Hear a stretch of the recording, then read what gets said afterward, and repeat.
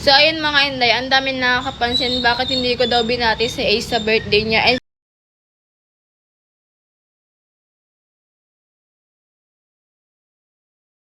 so, ayun mga Inday, ang dami nakakapansin bakit hindi ko daw binati si Ace sa birthday niya. And sorry, ganito mukha ko, parang sobrang ano talaga kasi nag-practice kami and sobrang init. And ayun na nga guys, balik tayo sa hindi ko binati si Ace kasi nakakahiya naman talaga, 'di ba?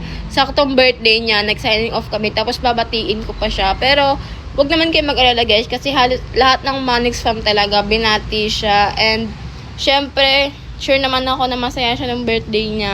At saka kung nakisali pa ako sa mga babati sa kanya, nakakahiya din talaga. Baka sabihin niya, ba't ako binati neto? Isaktong birthday ko, nag-signing off kami, tapos babatiin niya pa.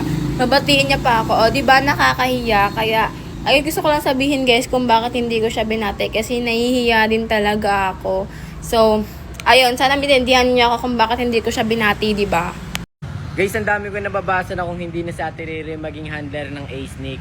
Pwede bang si Kareka na lang? So, ayun. Guys, paano kami hawakan ni Kareka kung wala ng A-Sneak? Wala na nga guys nang time na kinag-usap kami kasi sa kwarto nila Ate Riri nang pinapunta ko ni Ate Riri sa kwarto nila. Nag-usap kami dalawa ni Nika, pinag-usapan namin na ayun guys, watakin na lang yung A-Sneak kasi ang dami rin namin nagiging problema off-cam, ganun.